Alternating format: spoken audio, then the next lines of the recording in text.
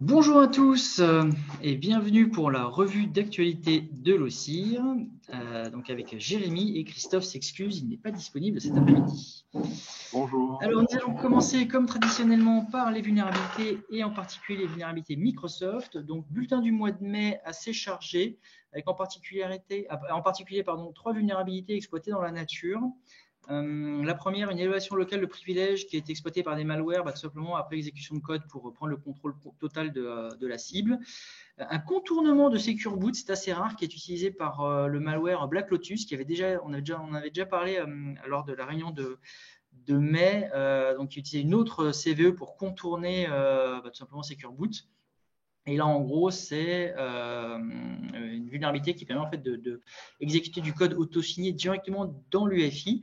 Le problème, c'est que la mise à jour n'est pas automatique. C'est-à-dire que vous pouvez mettre la mise à jour, mais ensuite, il faut une activation manuelle pour pouvoir appliquer une liste de révocation, donc il comprend donc, le certificat qui permet de signer, dans l'UEFI. Donc, c'est plutôt impactant. C'est-à-dire que ça se fait pas tranquillement comme ça. C'est-à-dire qu'il faut déployer en plus des scripts ou intervenir manuellement, ce qui n'est pas évident.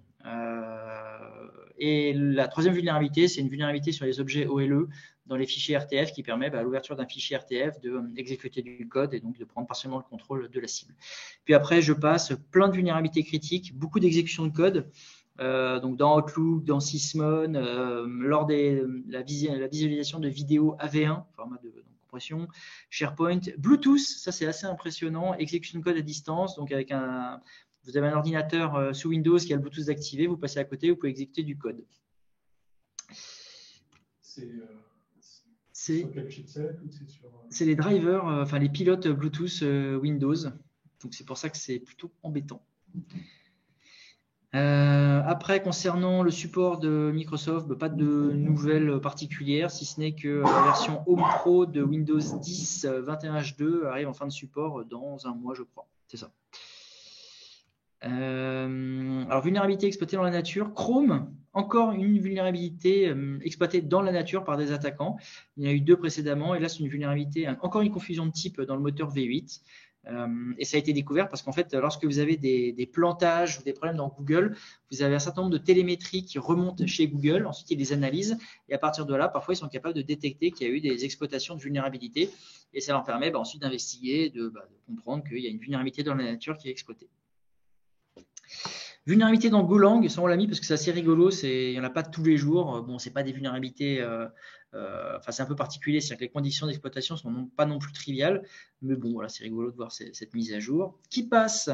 Alors ça aussi c'est intéressant, c'est lorsque donc il y a en fait il est possible de récupérer la clé maître en mémoire une fois qu'elle a été saisie, parce qu'en fait ça vient pas vraiment de KeePass la problématique, mais ça vient des fenêtres de saisie de mot de passe de Windows, où en fait vous avez une option qui vous permet de dire que c'est un mot de passe qui est saisi, et donc il y a une espèce d'obfuscation pourrie qui est mise en place qui permet d'un peu cacher le mot de passe entre guillemets en mémoire, mais en fait c'est juste sur le premier caractère. Après il y a un caractère que vous mettez au hasard, enfin que vous choisissez, qui est rajouté. Sur le deuxième caractère il y en a deux, sur le troisième il y en a trois, etc. Enfin ça permet entre guillemets de masquer artificiellement en mémoire, mais c'est totalement pourri. Et donc effectivement, KeePass est vulnérable à ça. Donc il y a une mise à jour qui a été faite assez maligne de l'auteur pour un peu nettoyer la mémoire et mettre plus d'aléas pour rendre beaucoup plus difficile, voire impossible, la récupération de la clé maître en mémoire.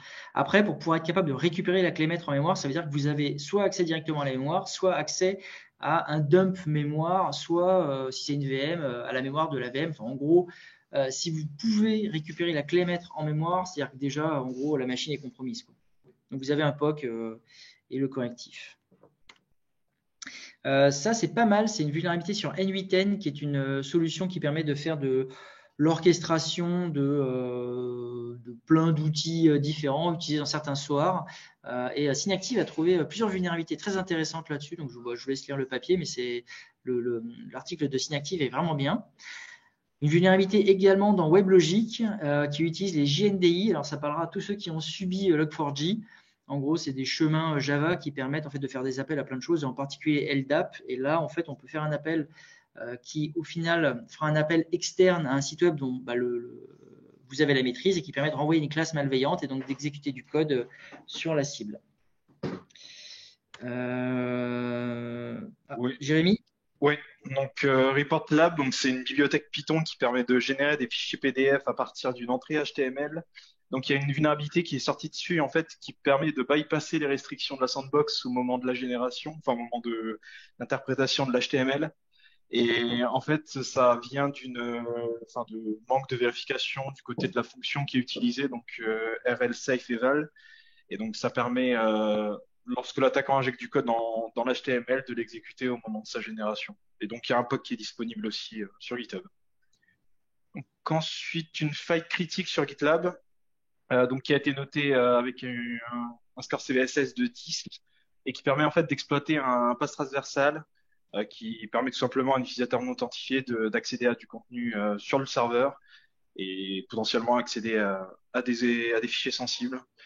Donc la version concernée par la vulnérabilité, c'est la 16.00, donc pour la GitLab CE et EE, 2E. Et donc il y a un POC qui est disponible sur GitHub pour voir plus en détail l'exploitation. Ensuite, alors Nessus, des vulnérabilités, ça c'est assez rigolo. Alors, c'est pas réellement de la faute de Tenable. C'est la librairie libxml2 qui est vulnérable à pas mal de choses. Et donc, en fait, alors par contre, il faut avoir un accès pour pouvoir uploader de l'XML. Mais si vous avez un accès qui vous permet de téléverser de l'XML dans Nessus, bah, vous pouvez arriver jusqu'à la corruption de mémoire et donc l'exécution de code.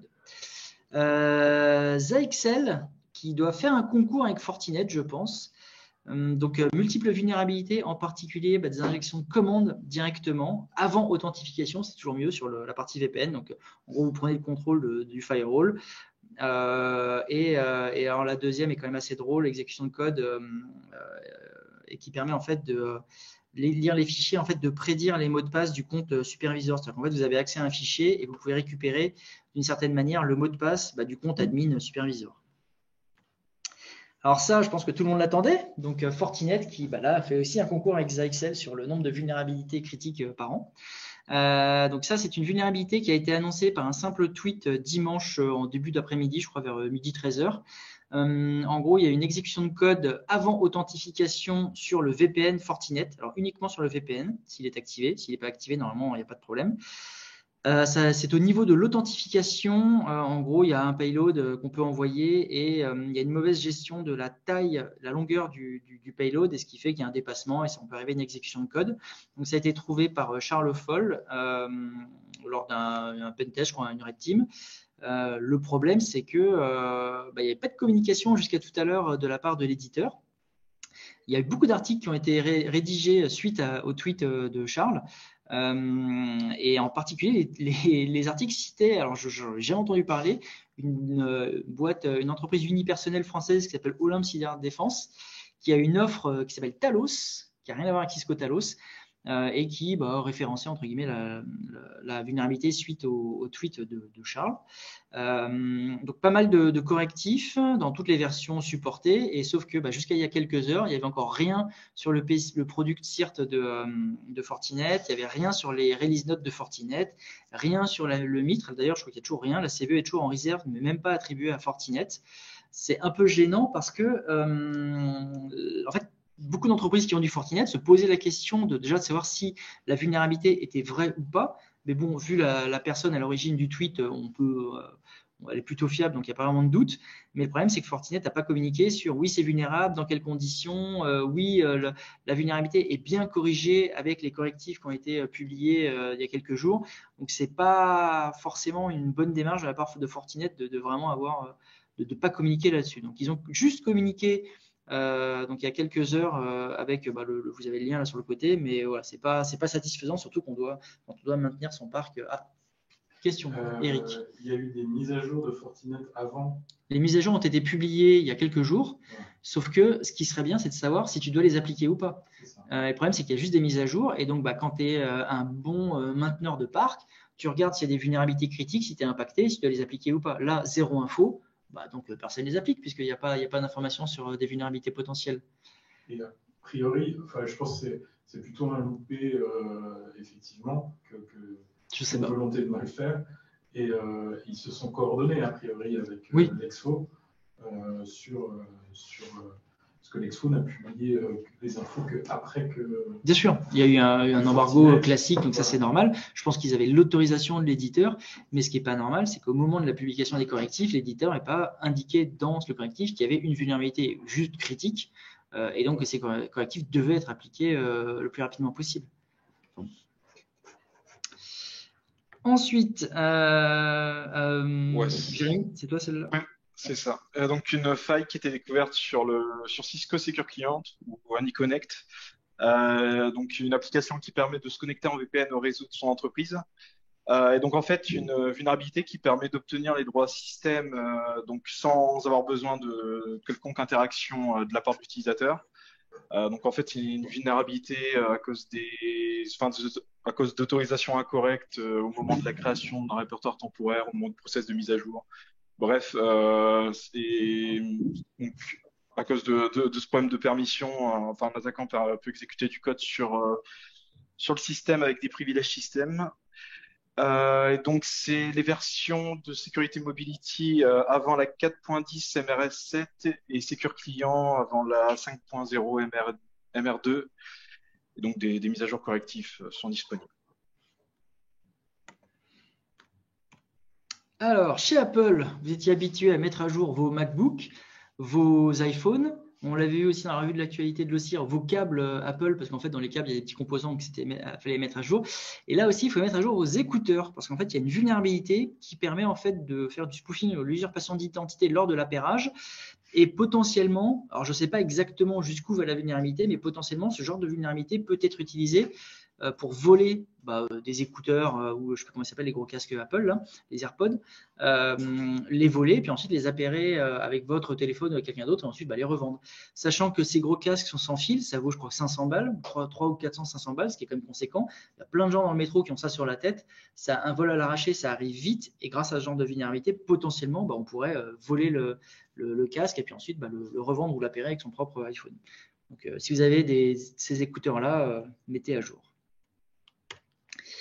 Alors ça aussi, c'est la panique mondiale. Des articles titraient des millions de cartes mères gigabit avec des portes dérobées. En fait, pas vraiment. C'est pas des portes dérobées. C'est même si à la fin ça peut être utilisé comme ça. En gros, c'est une fonctionnalité discutable qui a intégré Gigabyte, dans leur carte mère, où en gros le firmware, pour se mettre à jour, lorsque la carte démarre, va rajouter dans Windows un exécutable au boot en tant que service système. Déjà, c'est vraiment crade.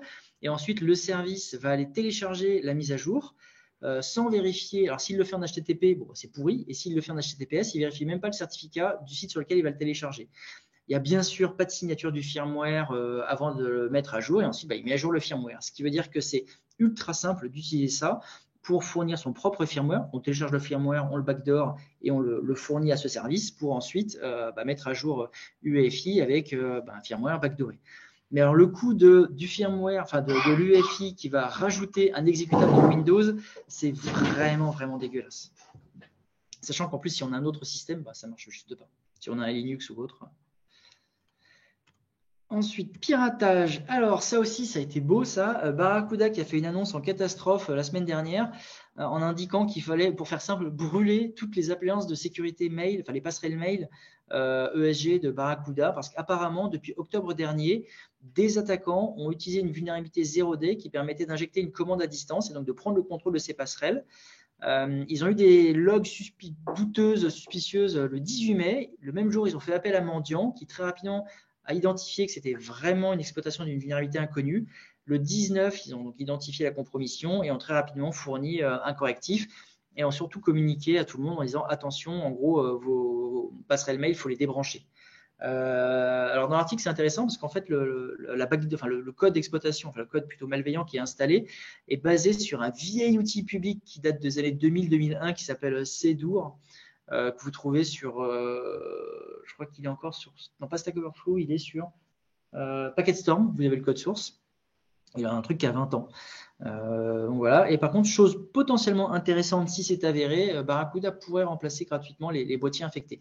Mais en gros, si c'est votre cas, si vous avez ce genre d'équipement exposé sur Internet, si vous n'avez pas débranché débrancher ou investiguer parce qu'il y a de fortes chances que vous ayez été compromis. Et donc, dans ce cas-là, ça veut dire potentiellement tous les mails et après, je ne sais pas, potentiellement le SI interne si c'était connecté au SI directement sans filtrage.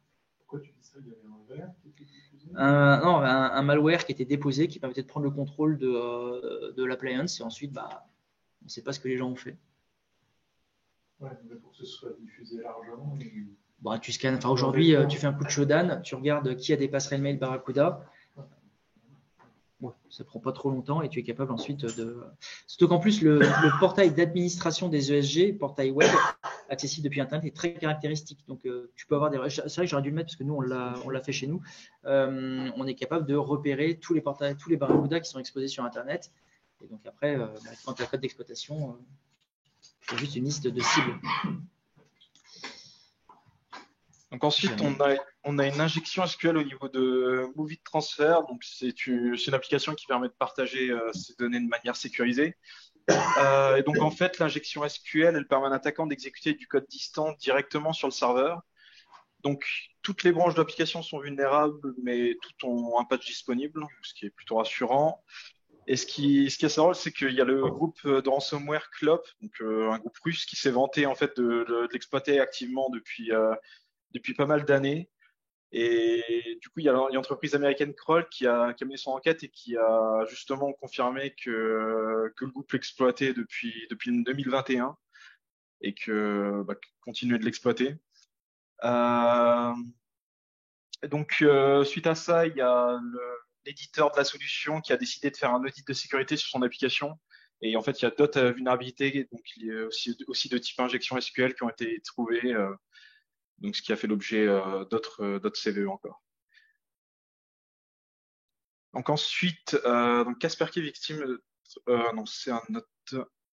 Donc ouais, non, defect de Vladimir Poutine. Donc ça, c'est suite à un piratage donc des antennes TV et de radio à Moscou. Il y a un petit passage. Les Russes ont été surpris de voir leur président passer à la télé et du coup passer sur la radio et annoncer en fait qu'une invasion ukrainienne qui était en cours et qu'il fallait donc évacuer la population de toute urgence.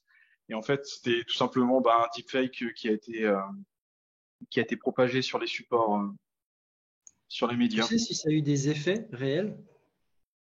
Non, ça, enfin de ce que j'ai vu, en fait les fournisseurs de services ont très rapidement propagé l'info que c'était pas leur président qui avait communiqué et que c'était une mauvaise blague.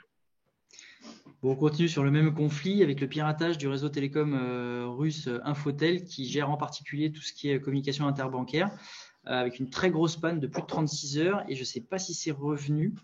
Et surtout, ça a eu un gros impact sur le réseau interbancaire. Donc, en gros, il n'y avait plus de transactions entre les banques, plus moyen de retirer de l'argent, des choses comme ça. Et ça a été annoncé comme venant d'un groupe activiste pro-ukrainien.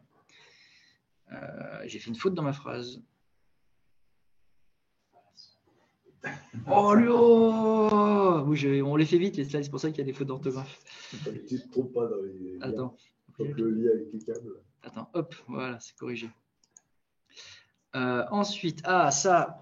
Alors, grosse publication de la part des États-Unis, en particulier du FBI, concernant Snake, qui est, entre guillemets, le dernier outil en date et un des principaux et les plus puissants du FSB, qui hérite de Turla et Ouroboros. Ouroboros, c'est les années 2012-2014, je crois.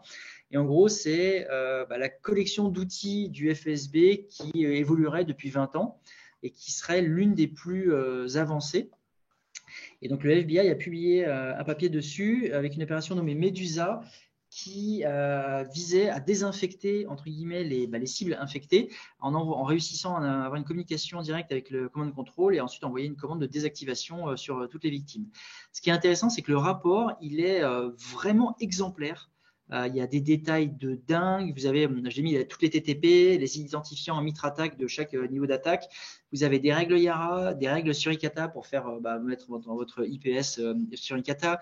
Vous avez les clés de base de registre à regarder s'il y a des problèmes. Vous avez même un plugin Volatility en Python. Donc là, vous avez le code source du FBI qui vous est fourni et qui permet, à partir d'une capture mémoire et Volatility, donc d'utiliser ce plugin pour détecter s'il y a Snake dans la mémoire d'une machine.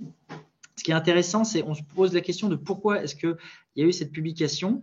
Un des indices, c'est que ça a été publié donc, le 9 mai, qui est la date de la capitulation allemande en 1945, donc il y a une fête en Russie.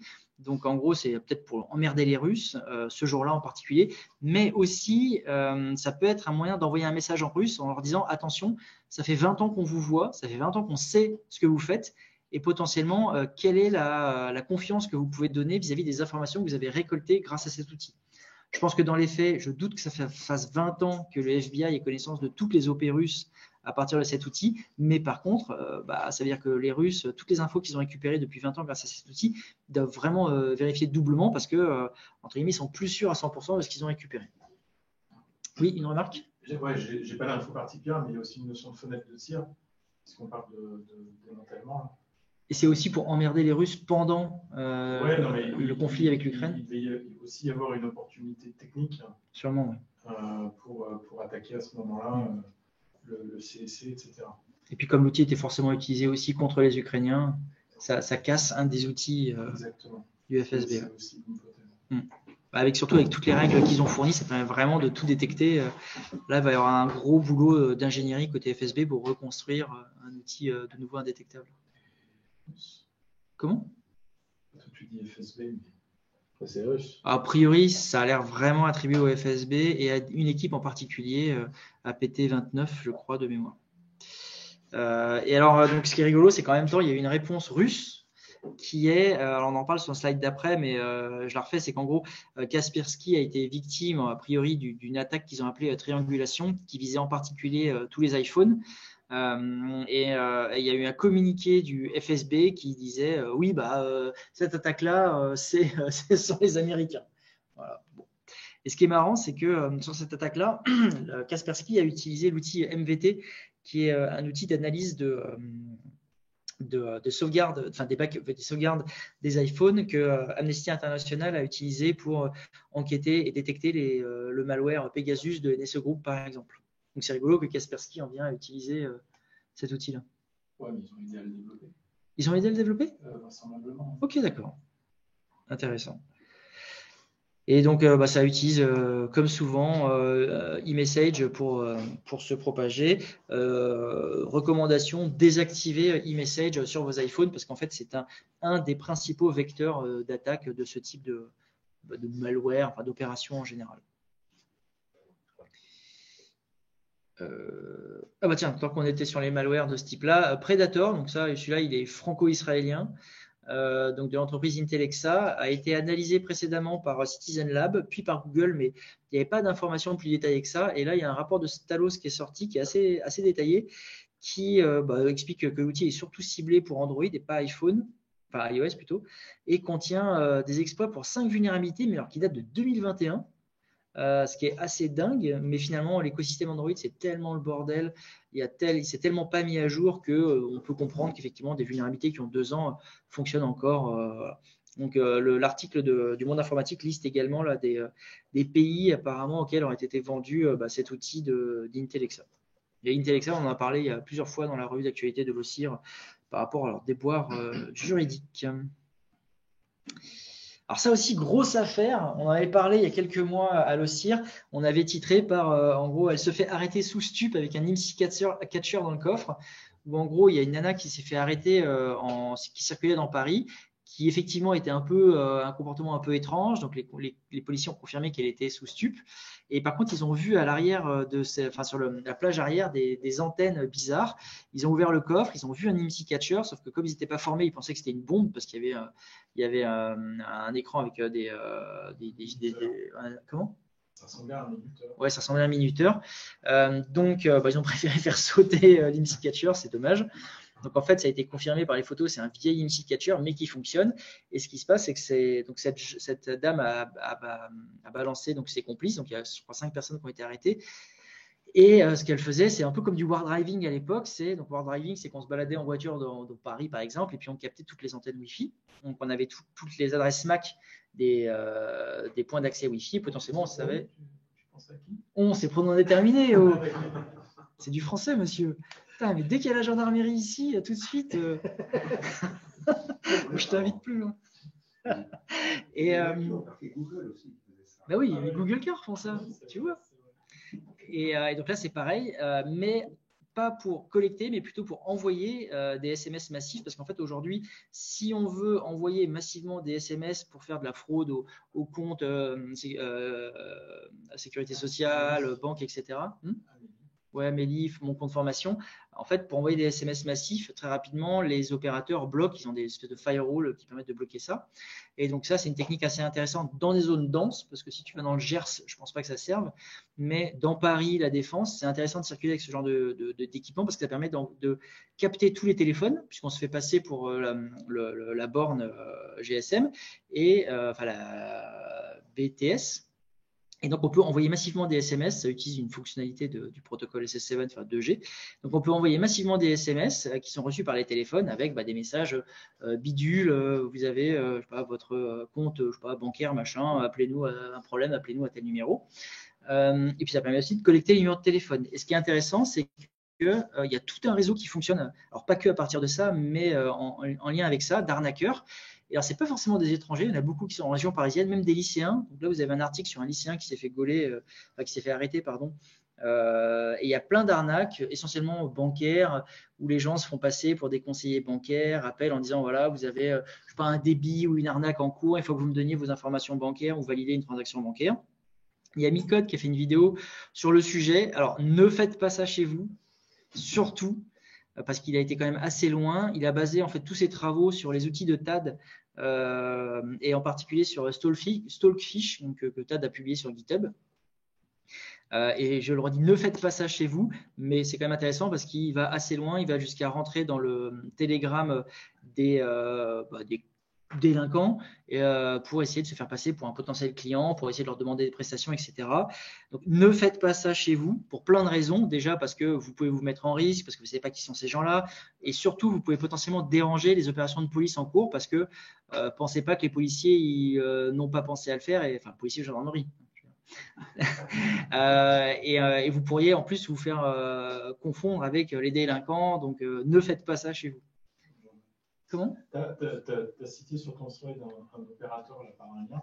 C'était intéressant que l'opérateur en question sponsorise la vidéo de oui, c'est Code et soutienne une action de sensibilisation sur le sujet qui peut être un peu technique, qui est un peu compliqué à expliquer.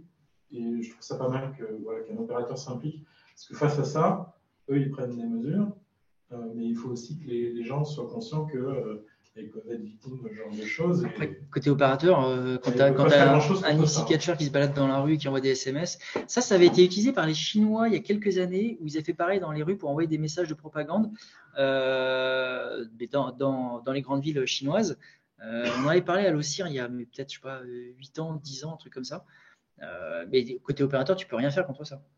Il faut que les gens soient formés. On aura de la 2G, ouais. Je trouve que si je ne me trompe pas, l'IC catcher, c'est pour récupérer le numéro. Et après, on utilise des signes séparés pour un. À la base, l'IC catcher. Il peut se faire passer pour un. En fait, l'IC catcher, c'est le. Il peut se faire passer pour un relais. Ouais. L'IC catcher, c'est le nom, le petit nom. Ouais. En fait, à la base, c'est pas du tout ça. C'est vraiment une antenne GSM, une BTS. Comme elle émet très fortement, plus fort que les autres, tous les téléphones se connectent à elle. Et après, effectivement, à la base, c'est plutôt utilisé par les RANS pour collecter les IMSI, donc les numéros d'identifiant uniques des téléphones, mais tu peux aussi envoyer des SMS, tu peux aussi intercepter les communications téléphoniques si elles sont en 2G et non chiffrées. Mais c'est vrai que le petit nom du truc, c'est IMSI Catcher, parce qu'à la base, ça sert surtout à collecter les numéros des… Tu peux collecter que si tu te fais passer pour un équipement du réseau. Oui, c'est ça. Parce qu'il faut quand même qu'il y ait une transaction avec les téléphones. Et puis maintenant, il y a Osmocom DB et OpenBTS sur les librairies open source qui permettent de faire tout ça. Des choses similaires, mais après, il faut quand même des équipements. Enfin, il y a plein de docks. Tu prends un HackRF à 200 balles avec Osmocom DB et. Après, il faut un émetteur. Ouais, mais enfin. 15 euros. Enfin, en gros, allez, à 250 euros, 300 euros, je pense que tu t'en sors. Il y a un truc, il n'y a pas très longtemps, il y a un mois, je crois, c'est un groupe d'adolescents, enfin, plus, qui s'est fait gauler sur Paris avec un IC catcher fait avec des BDF. Ah ouais. Ah bah tu vois. Voilà. Donc ils se font choper. Ils se font attraper. Après, c'est vrai que c'est pas d'une discrétion folle parce que côté opérateur, tu vois toutes tes bornes qui disparaissent au fur et à mesure. Enfin, il y a une espèce de zone, un trou noir de GSM qui se balade dans Paris. Je pense que c'est pas une discrétion folle. Juste, hein, puisque c'est public, il y a eu une communication de la NFM sur le. J'ai un glitch.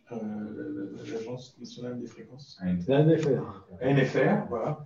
De l'ANFR. Et donc, il y a eu une coopération entre les opérateurs, l'ANFR et les forces police et gendarmerie pour ces différentes opérations.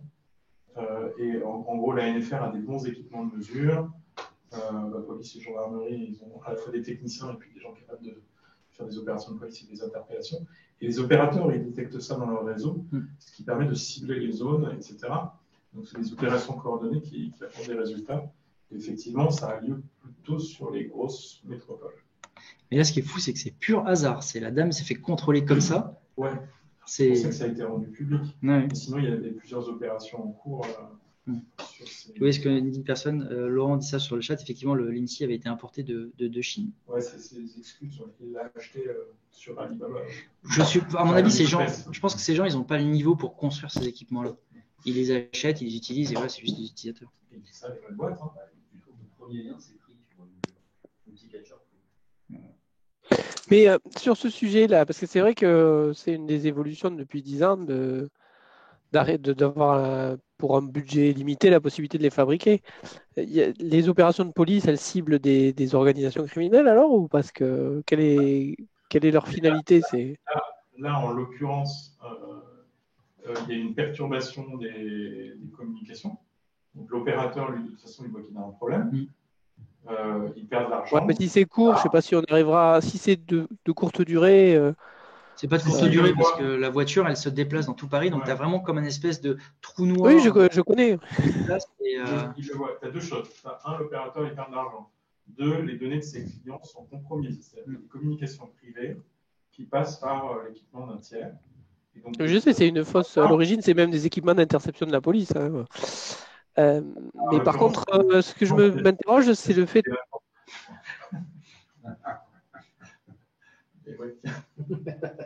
Non, on n'utilise pas des vieux machins.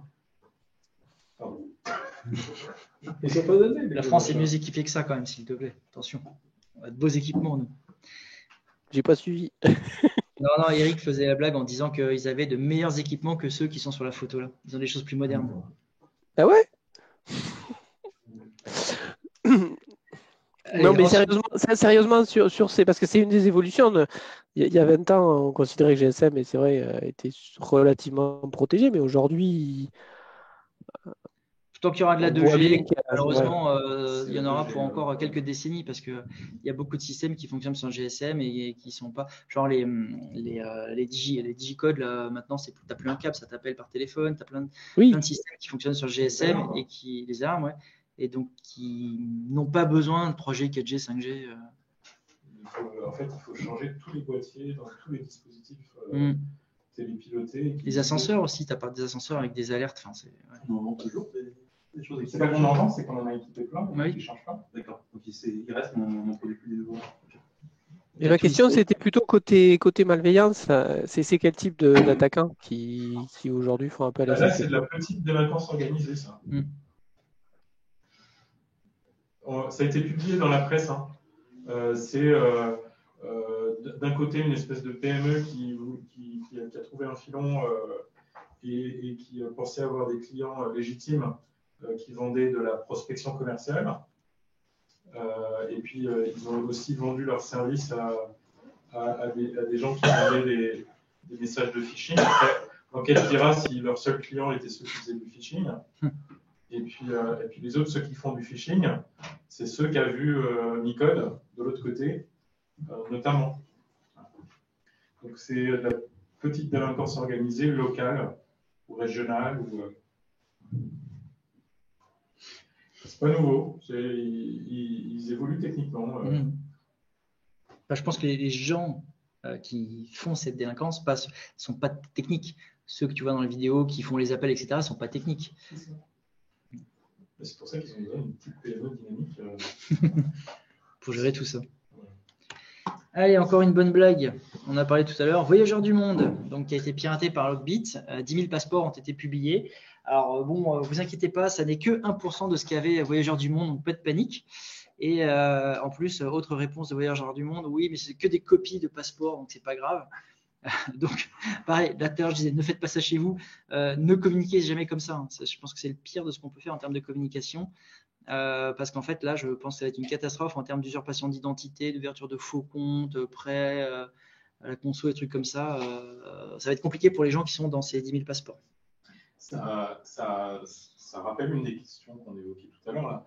Pour les petites boîtes comme cette agence, est-ce que c'est une très grosse boîte? Voyageurs du monde? Non, ils ne sont pas très gros. Je ne sais pas s'ils ont quelques dizaines d'employés. En fait, c'est pas. Non, beaucoup plus que ça. C'est pas une multinationale. Ah non, ils ont des dizaines d'employés. J'ai été client à une époque pour faire un voyage. Je t'assure que c'est une grosse boîte. Ouais, mais ils ont deux sites. C'est un vrai souci. En fait, ils ne sont pas du tout formés. Ils ne font pas appel. Et ça, le conseil, c'est plutôt qu'ils fassent appel à des gens qui sont spécialisés dans ce type d'incident avant de répondre et de faire de la gestion de crise tout seul, effectivement. C'est normal qu'ils ne sachent pas faire. Et puis quand la presse vient vous voir après un incident de sécurité, vous ne répondez pas. Enfin, il faut faire appel à des spécialistes. En plus. Par contre, on se demande de la quantité de données qu'il y a chez les compagnies aériennes. Parce que c'est une petite agence à 10 000 passeports. 10 000 passeports, 1%. Donc voilà, je te laisse faire la multiplication. Ensuite, alors des pannes, il y en a plein. Microsoft 365, donc tous les outils anciennement Office 365. La 7e panne de l'année, bravo, félicitations à eux. 7e dans l'année, on est à la peine, ça fait une par mois presque. Donc là, on a 8 heures de panne. Une grosse panne également chez Datadog. Alors c'est assez impressionnant quand on regarde le post-mortem. En gros, il y a une mise à jour de systemd sur Ubuntu avec un impact sur systemd networkd qui a effacé toutes les routes réseau qui permettaient de faire communiquer tous les conteneurs entre eux. Tout est tombé et après, il a fallu redémarrer les 10 000 nœuds Kubernetes et donc là, ça a pris un temps fou. Donc, ils ont peu communiqué dessus, mais il y a une personne qui a fait son propre article sur la panne. Donc, c'est le premier article que vous avez là. Et suite à cet article-là, ils ont décidé de communiquer un peu plus largement et de faire un véritable post-mortem. Voilà. Et puis Google aussi, un incendie dans leur data center à Paris. Enfin, ce n'est pas le leur, mais ils le louent. Et donc, il y a eu une panne assez importante. En plus, ce qui est assez fou, c'est que donc il y a des zones de leur cloud. Et il y avait 2 zones qui étaient situées sur le même data center. Les 2 zones sont tombées. Et en fait, il faut qu'il y ait quand même un quorum qui soit fait entre les zones. Comme il y en avait 2 qui étaient tombées, tout est tombé. Jérémy?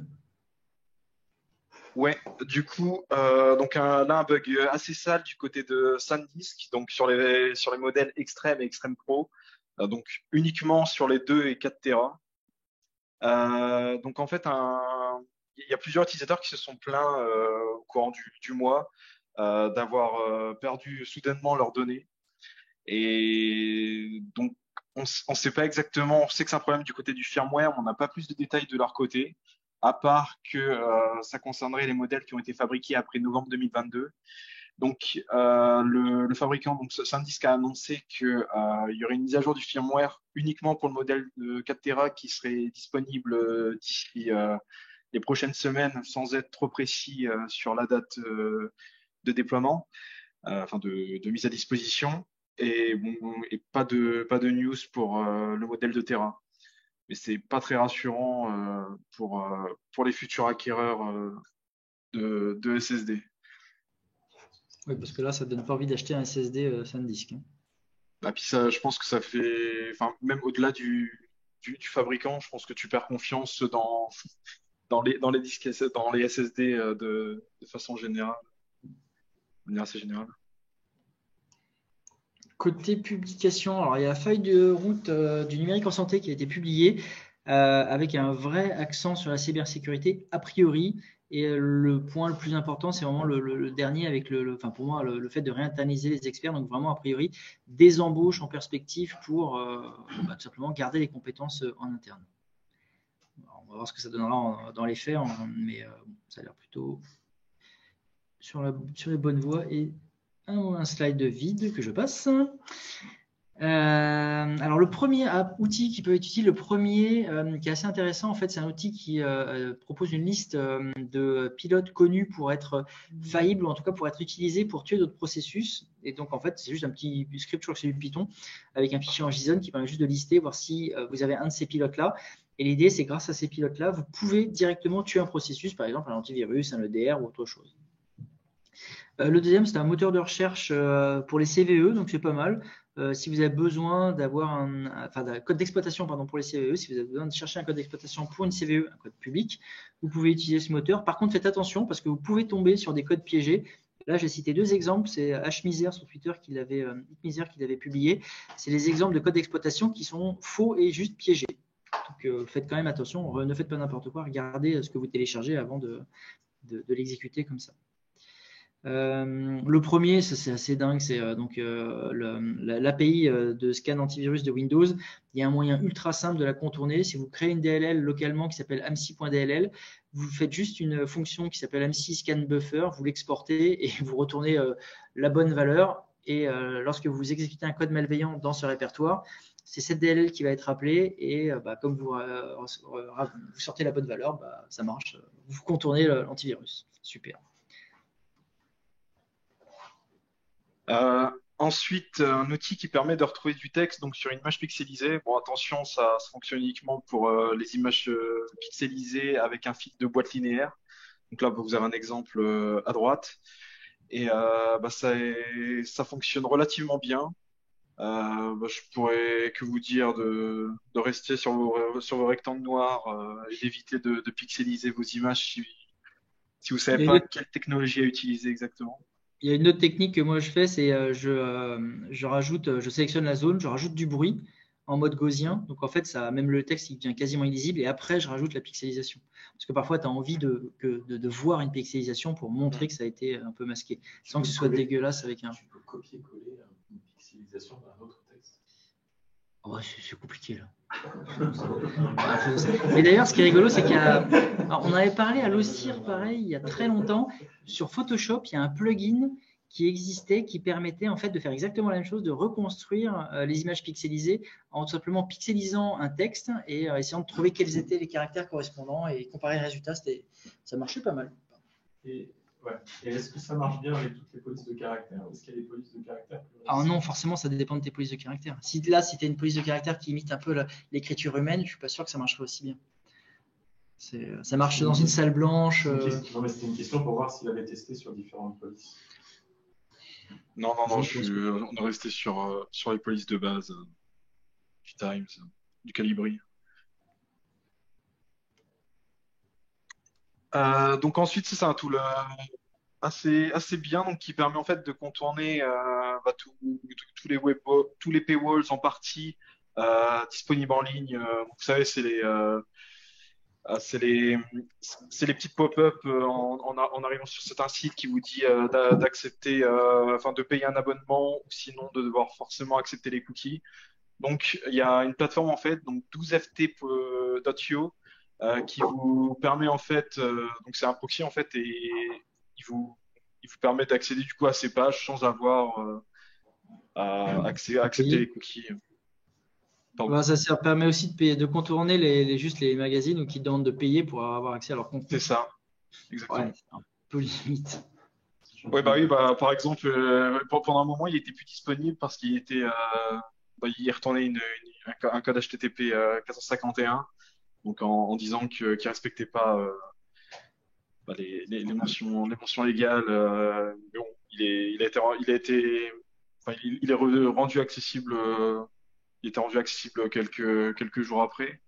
Mais bon, il ne marche pas partout. Donc, par exemple, si vous essayez d'aller sur Bloomberg ou le New York Times, vous avez il y a un retour qui vous dit que ça ne fonctionne pas pour ces sites-là. Donc, je pense que l'outil ne fonctionnera pas longtemps. Mais bon, assez sympa. Ça fait longtemps qu'il est autour. Sinon, ce que tu as de pas mal, c'est que tu as le user agent du crawler de Google qui fonctionne pas mal pour pas mal de sites qui veulent se faire indexer dans leur contenu. Donc, ça, il laisse passer. Et sinon, tu as aussi des gens qui payent et qui ensuite archivent la page et la partagent sur la web archive, par exemple. Pas d'accès de cache. Pour vos journalistes. Ou leur tuer leur source de revenus. Donc là, donc CVSS V4, donc qui est actuellement ouvert aux commentaires, donc qui est une version assez améliorée en fait, qui intègre plusieurs nouveautés, donc dans la capacité de prendre en compte la complexité d'une attaque. Donc là, on n'est plus juste sur le niveau d'impact, sur la confidentialité, l'intégrité et la disponibilité, mais on prend plus en compte le périmètre,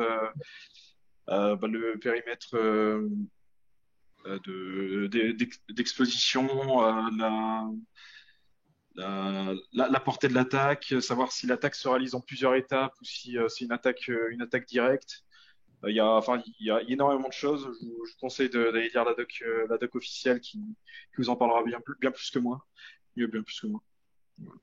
Et du coup, parce que si tu prends en compte les exploits connus dans la nature, du coup, ça évolue dans le temps. Normalement, oui. Il y a une version stable dans le temps du score et une version évolutive CVSS V3. Et puis la V4, pas stable. Il y a EPSS aussi, intéressant.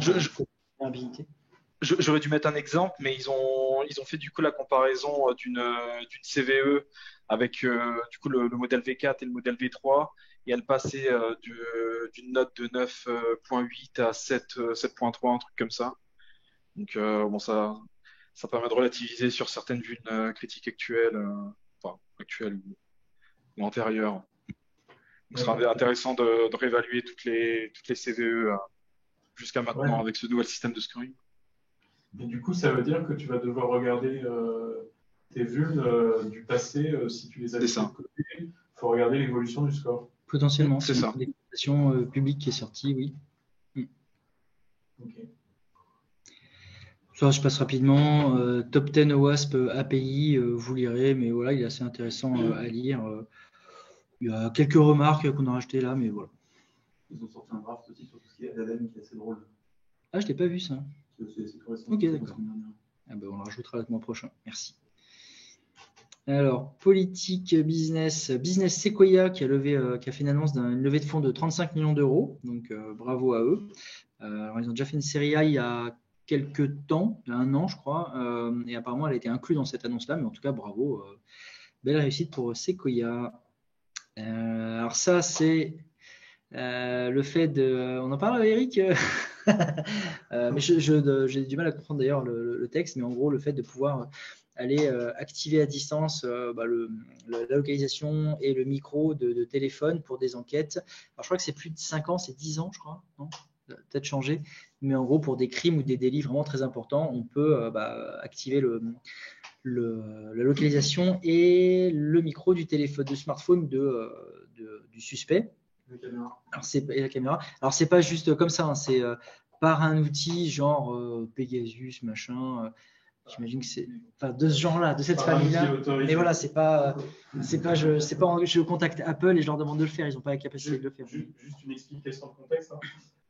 Donc, il y a différents textes qui existent. Alors, celui que je connais le mieux, c'est depuis 2011, c'est en matière de captation, qui permet de récupérer à distance sur le téléphone ou l'ordinateur d'un suspect mis en cause pour les affaires là, que tu viens d'évoquer. En gros, c'est criminalité organisée, terrorisme, etc. À distance, les données affichées à l'écran ou rentrées au clavier, ou plus tard, ça a été modifié pour récupérer ce qui serait éventuellement capturé par le micro ou la caméra. Ensuite, tu as un autre texte qui a été voté plus tard qui a clarifié les règles en matière de géolocalisation des suspects, c'est-à-dire à la fois pose de balises et récupération des données de géolocalisation du téléphone, par exemple. Et il y a un troisième texte qui permet de faire de la captation d'images et de sons dans un domicile d'un suspect ou dans un véhicule. Et donc, le cumul de ces 3 textes, ça donne ça. Ah, donc oui, ça existait déjà, mais ça a été compilé en un seul texte. Et l'idée, c'est de mettre dans un seul texte, parce que, en gros, si tu voulais faire la même chose sur un téléphone mobile, il fallait cumuler des autorisations avec des régimes différents pour les différents textes. Et là, l'idée, c'est d'avoir un même dispositif juridique pour ce type d'action. Donc, encore une fois, contre des personnes suspectes de crimes organisés, etc. Alors, je ne vais pas vous donner de chiffres, mais c'est pas des milliers de personnes par an, hein, c'est vraiment sur un certain nombre d'enquêtes, et ça coûte cher à mettre en œuvre, et c'est surveillé par un magistrat qui autorise, et c'est à la demande soit d'un juge d'instruction, soit du procureur de la République, pour les mettre en œuvre. Et donc, en soi, c'est pas nouveau. Ce qui est nouveau, c'est d'avoir mis dans un seul outil juridique l'ensemble des choses pour les aligner et pour qu'on ait une règle juridique claire pour le mettre en œuvre. Donc, je rebondis sur ton ça coûte cher. En fait, en général, on a peut-être des exceptions, mais en général, la facturation, elle se fait au token ou au téléphone que tu cibles. Et donc, tu achètes, je sais pas, 10, 15 droits d'aller compromettre un téléphone. Et donc, ça coûte une couille. Ça, c'est les modèles commercialisés par certaines boîtes étrangères. La plupart des boîtes étrangères, c'est effectivement ça. C'est vraiment au token, au jeton de compromission d'un téléphone. C'est pas forcément ce qui est utilisé en France. On en reparlera. Non, mais il n'y a pas d'infos particulières sur. Notamment, tu citais Pegasus, c'est pas Pegasus. Non, c'est pas Pegasus, mais typiquement, les Celebrite, les trucs comme ça, c'est autre chose. C'est la capture des téléphones. De données sur les téléphones morts, enfin, les objets. Pas en live à distance. Passons. Juridique, nos amis de Clearview AI, cette charmante entreprise qui collecte massivement vos données personnelles avec vos photos, corrèle tout, fait de la reconnaissance faciale et offre ensuite un service à qui n'en veut. Donc ils ont eu pas mal d'amendes en Europe et en particulier chez nous avec une astreinte de 100 000 € par jour s'ils n'effaçaient pas les données des Français. Donc la réponse de cette entreprise américaine, c'est on s'en fout. Et surtout, leur raison, ils sont capables de faire de la reconnaissance faciale, de mettre une identité sur les personnes, mais apparemment, ils ne sont pas capables de mettre une nationalité sur la personne. C'est quand même dommage. Donc, la CNIL les a condamnés à payer l'astreinte en totalité, ce qui est remonté à 5,2 millions d'euros. Par contre, le truc, c'est que c'est une entreprise américaine et je ne sais pas du tout quel levier nous avons pour les faire payer ou au moins qu'ils effacent nos données. Elle n'a pas intérêt à faire du business en Europe. Et elle en a fait en Ukraine. Oui, bientôt, alors. C'est pas loin. Et ensuite, Xbox, il y a une amende assez importante parce qu'en fait, il n'y avait pas de contrôle sur l'âge des personnes qui créaient des comptes et dont les données personnelles étaient collectées. En particulier, il y avait des enfants. Lorsqu'on était sur le Xbox, c'est plus Xbox Live, je ne sais plus quel est le nom, mais Xbox Game Pass, je crois. Enfin, tu vas regarder auprès des jeunes. C'est ça. Rapidement, pareil, un panorama des cybermenaces maritimes fait donc avec le MCERT et OWN. Je recommande la lecture, c'est hyper intéressant. Et puis surtout, ça ouvre un univers qu'on ne connaît pas trop, qui est celui des menaces sur les navires, sur l'informatique dans les navires. Conférence, j'en ai sûrement oublié plein, mais STIC, donc les 20 ans, c'était il y a une semaine. C'était très très bien. C'est une très bonne conf. Toujours un succès. Prochaine conférence, il y a DEFCON Paris lundi prochain. Il y a Hellfest, c'est pas la sécu, mais Hellfest à partir de ce jeudi pour ceux qui y seront. Sinon, le hack le 30 juin, Pass the Salt et Barbac. Et j'ai pas mis la date sur Barbac. Parce que Hellfest, l'année dernière, j'y suis allé, c'était une semaine après le FIC. La moitié des gens que j'ai croisés au FIC, c'était des gens que Hellfest, c'est des gens que j'avais vus au FIC. Donc le FIC, c'est des flics, des juges, des avocats et des informaticiens. Ouais. Nous, j'essaie de négocier avec mes collègues et mes associés pour qu'on ait un stand Patrol au Hellfest. Peut-être que tu utilises une marque spéciale de Patrol. On va faire de la bière. Night Patrol. Allez, dernière section. Ah oui, alors ça, j'ai vu passer ça, c'était rigolo. Il y a eu une histoire de potentielle triche à un concours d'une compétition d'échecs où les gens disaient que un des concurrents, enfin des compétiteurs avait apparemment un plug anal avec des vibrations qui lui indiquaient les coups qu'il devait jouer. Et donc il y a une personne qui a, alors c'est bon, il n'y a plus la photo, mais une personne qui avait publié un tweet en disant avec mon Flipper 0, potentiellement je peux pirater le plug anal et en fait faire vibrer quand je veux. Et voilà. C'était assez rigolo. Alors, je crois qu'on n'avait pas parlé la dernière fois, mais donc il y a le nouveau nom de domaine de premier niveau .zip qui a été publié. Super idée, parce que là, par exemple, vous avez 2 liens. Je vous mets au défi de savoir lequel est malveillant.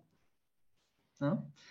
Et en fait, ça, typiquement, donc c'est le premier qui est malveillant parce qu'il utilise 2 techniques. La première, c'est, vous voyez vers la fin, l'arrobase. En fait, quand vous avez une URL avec un arrobase, c'est-à-dire qu'avant, vous pouvez mettre un login et un mot de passe. Donc là, la première zone, enfin le premier texte qu'il y a, c'est un login. Il n'y a pas, normalement, c'est login 2 points, mot de passe, arrobase, le nom de domaine et puis ensuite la suite de l'URL. Donc là, la première astuce, c'est d'utiliser l'arrobase, qui est une vieille technique d'il y a très longtemps, mais surtout, c'est d'utiliser les slash que vous voyez là. C'est pas des slash, c'est des caractères Unicode. Vous avez les codes là, qui sont considérés comme des caractères et donc pas comme des séparateurs. Et donc, ça, c'est une URL de merde. Et même moi, je me ferais avoir, je cliquerais dessus. Donc, c'est super idée le .zip en TLD. Bravo. Et donc, il y a eu, j'ai vérifié, hein, il n'y a eu aucune étude de risque de sécurité lors de l'autorisation du .zip et du .move. Alors qu'il y a un groupe chargé de la sécurité à l'ICANN. Ouais, c'est marrant parce qu'ils ils auraient dû évaluer, alors qu'on connaît, puisqu'il y a l'antécédent du .com, etc. Donc, oui. On a du recul en plus sur ce genre de problème. Et il y a des entreprises en France déjà qui bloquent les .zip et les .move par défaut. De toute façon, ça ne sert à rien. Donc, voilà. Nous, ce qui est marrant, c'est qu'en plus de ça, à l'époque de l'ouverture des niveaux, là, il y a eu des TLD qui ont été mis de côté. Dans une technique, le point local, par exemple, qui était utilisé par Apple, et d'autres, ils ont été mis dans une liste d'exclusion. Je bossais dans le domaine à l'époque. C'est marrant qu'ils aient laissé passer ça. Là. Ils ne sont pas dans les listes d'exclusion, ils sont dans les listes demandées. Et le deuxième sujet, c'est assez rigolo, c'est donc l'Iran qui a annoncé se mettre au quantique et qui montrait là, les généraux iraniens montraient leur premier processeur quantique fièrement. En fait, c'est juste un FPGA à 600 balles qu'on trouve sur Amazon et partout. Je sais. On trouve plus sur Amazon. Ouais, c'est fou. J'arrive pas à comprendre ça, mais bon. Je pense que le chef de ce général, on est le général, il doit être dans un trou. Enfin bon. Drama CTF. Donc une certaine école a organisé un CTF qui s'est pas très bien passé parce qu'il y a eu une première indisponibilité qui a vite corrigé, mais finalement il a été décidé de tout migrer sur une autre plateforme. Et ce qui s'est passé, c'est que la migration n'a pas forcément été faite comme il aurait dû, et donc plein de concurrents ont pu tricher sur le CTF, voler les flags, contacter les admins pour faire des changements de mot de passe en usurpant les identités, etc. Donc il y a eu beaucoup de triches, beaucoup de gens ont gueulé. Vous verrez les tweets là, ça s'est relativement mal passé. C'est une école française. Oui. Donc la morale de cette histoire, c'est quand une infra est stabilisée, elle est stabilisée, on ne migre pas.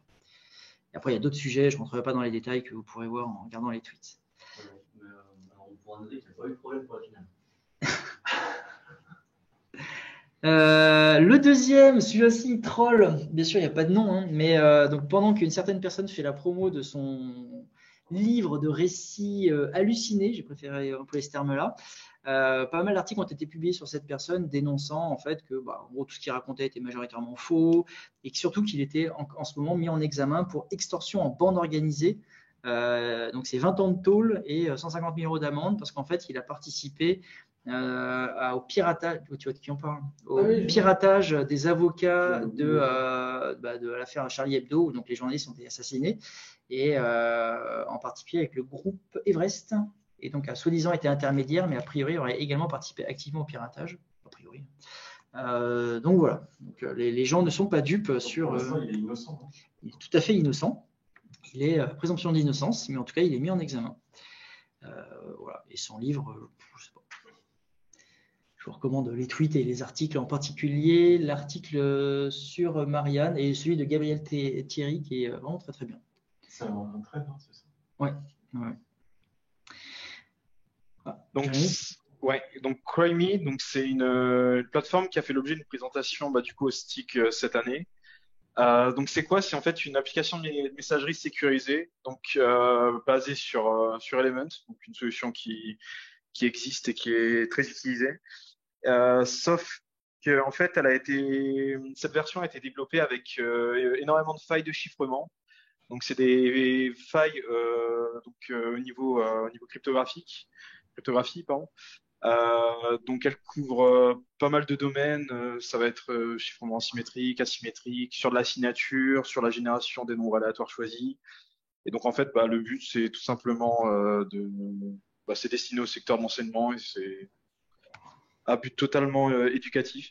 Et donc, c'est présent, c'est disponible sur GitHub. Donc, vous pouvez mettre en place ça et vous amuser. Ah oui, dans le chat, on me dit, oui, par rapport à la personne, l'auteur du livre, que dans le livre, il raconte que il s'est fait chasser par la CIA, que c'était en gros l'un des plus grands cybercriminels du monde, machin. Enfin bon, voilà, c'est. Enfin, le deuxième sujet est assez intéressant, c'est une frise chronologique de tous les groupes de rançon logiciel. Alors la frise, elle est gigantesque, j'ai mis juste le dessus. C'est hyper intéressant parce que vous avez a priori les groupes avec leurs mutations, les liens entre les différents groupes, certains groupes qui ont disparu, qui sont devenus des nouveaux groupes, etc. Donc franchement, ça fait je ne sais pas combien de pages la frise, mais elle est hyper intéressante parce que ça vous permet vraiment de voir l'évolution de cet écosystème. Juste se rappeler que ça ne date pas d'il y a 5 ans. Non, mais c'est-à-dire que par contre, les informations qu'ils ont remontent jusqu'à 2015. Avant, ils n'ont pas, mais c'est-à-dire qu'au moins à partir de 2005. Ils ont, mais ils sont remontés que jusque-là. Oui, c'est ça. Mais non, mais c'est sur un GitHub, je veux dire. Mais ce qui est intéressant, c'est Orange, c'est ça. C'est intéressant de suivre cette évolution, au moins déjà depuis 2015. Donc là, c'est au niveau de PyPy. Donc PyPy, c'est le dépôt de référence pour tout ce qui est package Python, donc, qui est très populaire et malheureusement très convoité par les attaquants, notamment pour tout ce qui est supply chain. Et donc en fait, l'équipe de PyPy en fait a tout simplement décidé de rendre obligatoire d'ici la fin de l'année la 2FA pour tous les comptes dev. Donc, soit via une clé de sécurité ou une application d'authentification type OTP, TOTP, ce qui est assez bien vu, je pense. Ça ne va pas régler le problème des usurpations de noms, mais au moins des vols de comptes de dev. Ensuite, au niveau de Google, donc Google a choisi en fait de supprimer tous les comptes qui considèrent comme inactifs. Donc, un compte inactif pour Google, c'est aucune activité pendant au moins 2 ans. Donc, en fait, va être considéré comme activité le téléchargement d'une application sur le store, l'envoi d'un mail, l'installation, toute activité sur ces applications. Donc, pour eux, ça va permettre en fait de lutter contre le vol de compte. Parce que pour eux, si un compte est inactif, ça veut dire que c'est un ancien compte, donc ça veut dire qu'il a un mot de passe probablement faible et la MFA de désactiver. Et donc, dans le cas où le compte est supprimé, c'est toutes ces données qui sont supprimées en parallèle, donc sur les données sur ces applications, donc type Drive, Google Photos, Gmail, YouTube. Bon, à voir si c'est vrai. Mais bon, c'est ce qu'ils disent. Voilà. Ah oui, ça c'est très drôle. Donc on en a parlé fin mars, dans la réunion de dossier début avril. Donc Bridge Forum, donc un forum très très populaire dans tout ce qui est vente de leaks. Donc qui a fermé ses portes en fin du mois de mars parce que son administrateur principal avait été arrêté par le FBI. Donc il y avait eu des tentatives pour reprendre le site, donc notamment par Baphomet, une personne proche dans le cercle de Pompon Pourra, voilà. Malheureusement, il a abandonné parce que il suspectait que le FBI ait accès à toutes les ressources qui étaient liées de près ou de loin à Bridge Forum, dont les bases de données utilisateurs. Et là, 3 mois après, soudain, une réouverture du site, donc une reprise par un membre de Shiny Hunters, donc qui est un groupe assez connu dans le milieu des leaks. Et donc là, vous avez un extrait du coup de son post, dans ce post sur le site. Donc bon, ça sent un peu le piège, se dire que les admins principaux ont soit été arrêtés, soit ont abandonné la plateforme Et là, d'un coup, une personne qui nous dit que toute l'équipe qui était derrière Bridge Forum a décidé de reprendre du service. Enfin, je sais pas où, mais j'irai pas faire de tour sur le site. Surtout, enfin, je dis ça, mais j'ai quand même jeté un coup d'œil ce matin et je suis tombé sur la page d'accueil d'Engix. Donc, je sais pas ce qu'ils sont en train de faire actuellement, C'est les stagiaires ouais, qui sont en train de mettre en prod, c'est pour ça. c'est ça. Sûrement. Et voilà. Et donc, si vous décidez quand même d'aller sur le site, il paraît que si vous envoyez un mail à l'admin, donc à Bossman, vous allez pouvoir avoir la possibilité de récupérer vos comptes et vos crédits. Bien sûr, Oh, personne ici n'a de compte sur Bridge4. généreux, hein. Ils sont généreux, BI, c'est sympa. Et vous avez le FBI qui débarque gratuitement aussi. Bonus. Donc là, bon, ça va peut-être décevoir certaines personnes, pas moi personnellement, mais donc Microsoft qui a annoncé la fin du support de Cortana, donc son assistante Microsoft, enfin Windows, pardon. Donc fin de support annoncé pour là, la fin de l'année. Et pourquoi? Tout simplement parce que Microsoft préfère se concentrer sur ces nouveaux outils, que ce soit Windows Copilot pour Windows 11, Windows 65 Copilot sur sa solution Microsoft 365 ou encore son chatbot sur Bing. Donc voilà, préparez-vous à faire vos adieux à Cortana. Ah, et ça, ouais, c'est assez drôle, même si on n'a pas de confirmation quant à la source des posts, mais il y aurait eu plusieurs posts qui auraient circulé sur 4chan. Donc pareil, forum assez connu, enfin, même si il est assez connu pour héberger beaucoup de membres néo-nazis et j'en passe. Ouais, plusieurs posts qui tournaient, qui incitaient à rejoindre l'armée américaine. Donc en plus, post assez drôle de la façon dont les tentatives de recrutement étaient faites. Donc, mais voilà, comme je disais, il n'y a aucune confirmation quant aux sources de ces postes. Ouais, le recrutement s'est organisé beaucoup au niveau local. Je ne sais pas si vous avez peut-être vu à la télé ou dans des séries, etc., mais ça se passe vraiment comme ça. Ils vont dans les centres commerciaux, ils sont très présents pour recruter sur place, notamment pour rejoindre la garde nationale, une espèce de réserve locale, etc. Donc, ce qui permet de rentrer dans l'armée de cette façon-là. Tu vas faire tes courses, hop, tu rentres dans la garde nationale. Après, ça dépend des périodes, mais le recrutement donc, ce ne serait pas surprenant qu'il y ait une initiative locale de recrutement sur des réseaux sociaux et le public qui est sur 4chan, tu parlais de néo-nazis et autres, mais il y a aussi des trolls, il y a aussi des jeunes qui se cherchent, etc. Et ce n'est pas forcément un public complètement stupide à cibler. Après, il faut voir comment c'est fait. C'est peut-être des gens qui ont besoin d'être encadrés, etc. Donc voilà, je serais pas forcément. On ne ferait pas forcément ce choix-là, mais c'est. Sur jeuxvideo.com, sur 1825. Non, mais exactement.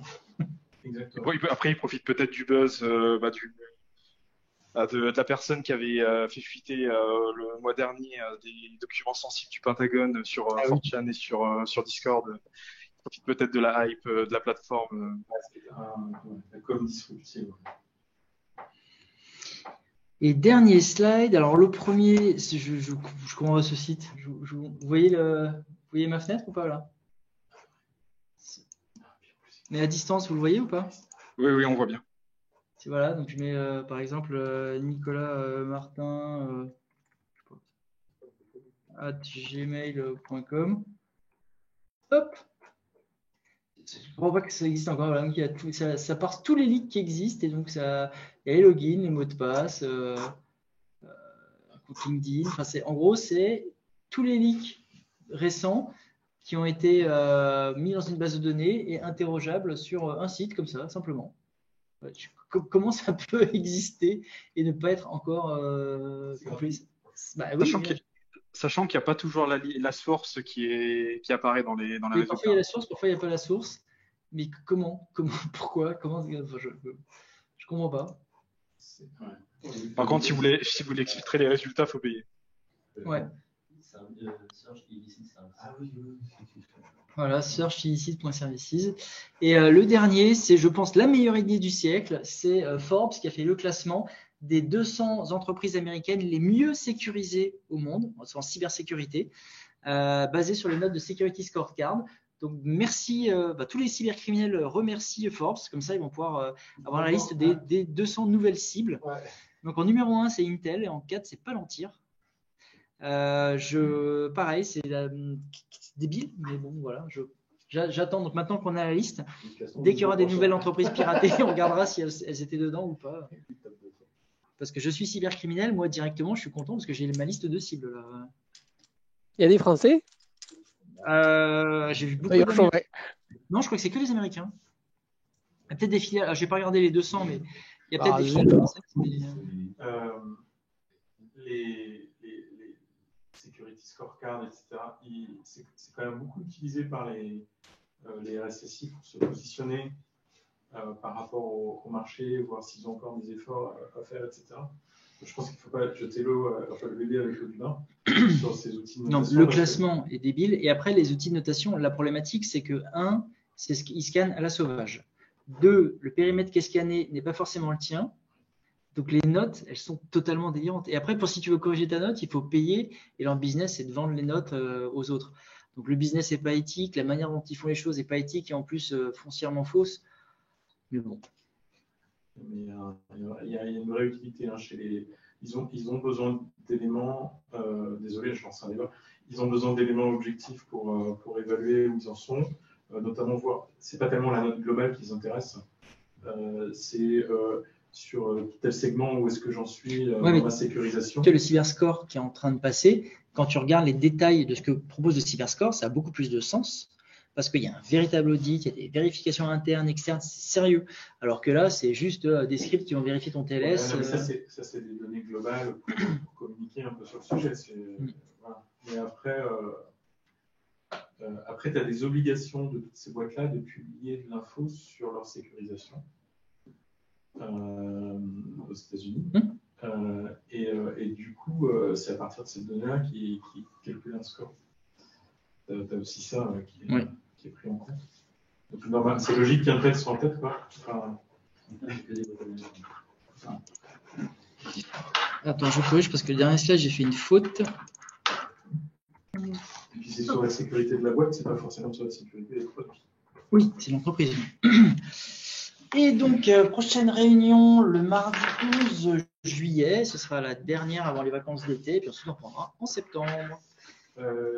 L'afterwork devrait avoir lieu pour le mardi, qui est entre les deux réunions. Tu es sûr? Oui, on a décidé ça ce matin pendant le conseil d'administration. Mardi 26 septembre. Voilà. Et on a une petite idée du bar et on commence à avoir une idée de la présentation. Mais n'hésitez toujours pas à nous envoyer des suggestions. On peut varier de bar pour l'afterwork, pour les sessions suivantes, etc. Parfait. Si vous avez des questions, c'est maintenant. Sinon, nous arrêtons et nous vous remercions.